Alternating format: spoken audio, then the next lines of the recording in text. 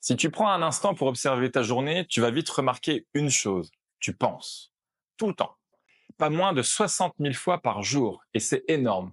Les pensées défilent. Elles sont parfois utiles, parfois envahissantes. Et souvent automatiques, et même parfois très dures. Mais la vraie question, c'est pas à quoi tu penses. La vraie question, c'est la suivante. Est-ce que ces pensées sont utiles pour toi? C'est ce que l'on va voir ensemble maintenant. Les pensées déclenchent les émotions, qui à leur tour influencent les actions et qui finissent par aboutir à des résultats. On entre alors dans le modèle PEER. Pensée, émotion, action et donc résultat. Une chose est sûre, ce que tu penses, ce que tu ressens, ce que tu crois, tout ça ne te définit pas. Ce sont des pensées, des contenus mentaux, de l'information qui passe et qui circule. Le mental, en définitive, c'est comme une radio interne. Parfois, elle est claire, parfois, elle est envahissante ou brouillée. Mais est-ce que tu sais écouter cette radio sans même t'y identifier? Parce que c'est là que tout commence. Quand tu entends « je suis nul »,« je n'y arriverai jamais », ça sert à rien. Ce ne sont pas des vérités, ce sont juste des pensées. À l'inverse, penser « je suis capable », ça stimule des émotions positives qui favorisent des actions efficaces et des résultats encourageants. L'enjeu ici consiste finalement à prendre à contre-pied le biais de la négativité. Ce biais de la négativité, il nous dit quoi? Qu'on retient au moins 3 fois plus facilement une pensée négative qu'une pensée positive. C'est injuste. Mais au-delà du positif et du négatif, pose-toi la question essentielle. Cette pensée m'est-elle utile? Face à un défi entrepreneurial, remplace la concurrence est trop forte par la concurrence me pousse à donner le meilleur de moi-même. Pour cela, mets en place un réflexe de stop dans ta tête et même à voix haute, tu vas pouvoir l'exprimer. Dès qu'une pensée limitante surgit, interromps-la violemment, dis-lui stop et reformule-la pour qu'elle serve tes objectifs. Et quand tu te dis c'est impossible, demande-toi si c'est réellement 100% impossible. Et si c'était ne serait-ce que 1% possible, eh bien focalise ton attention et tes perceptions là où c'est utile. Puisque maintenant tu sais que tes pensées vont entraîner tes décisions et donc tes actions. Le célèbre Henry Ford disait que vous croyez que c'est possible ou impossible, dans les deux cas, vous aurez raison. Alors à toi de dire stop et de reprendre la main sur ton discours interne.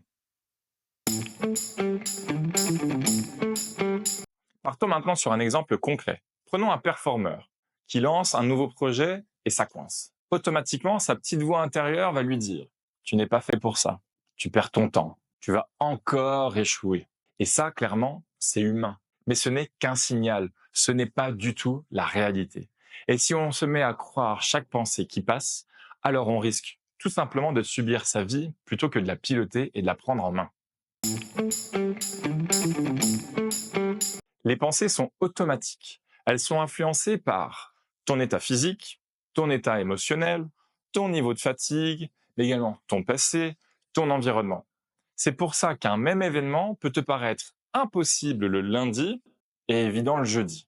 Ce que ton cerveau cherche, ce n'est pas la vérité. C'est la cohérence avec ce que tu ressens sur le moment, à l'instant présent. Et c'est pour ça que l'on va apprendre ensemble à observer tes pensées sans les croire. Et c'est une compétence clé du performeur. Pour cela, je te donne maintenant une métaphore simple et qui va t'aider à prendre du recul sur tes pensées. La voici. Une pensée, c'est comme une notification. Tu la vois sur ton téléphone et tu as le choix de cliquer dessus ou juste de la laisser passer. Et plus tu vas maîtriser cette distance, plus tu vas reprendre le pouvoir sur ton espace mental. Et pour aller encore plus loin, je te propose l'exercice suivant. Tiens un journal de pensée. L'objectif va être d'observer ce qui se répète dans ton dialogue intérieur. Commence par télécharger la grille d'observation voix intérieure en annexe. Et pendant une semaine, tout au plus, prends seulement 5 minutes par jour et fais un tableau à 2 colonnes. La première, les pensées qui t'aident à progresser. La deuxième, celles qui freinent ton avancée. Identifie dans quel contexte elles apparaissent. Puis, équipe-toi de ton stylo pour barrer celles qui te freinent, comme pour signifier leur rejet, leur dire stop par l'écrit. Ensuite, je t'invite à sélectionner une de tes pensées et sa croyance associée et à la partager dans la communauté.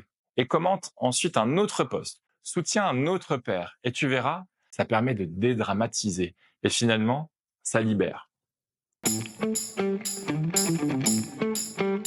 Pour conclure, les pensées ne sont ni tes ennemis, ni même la vérité. Elles sont là et c'est tout.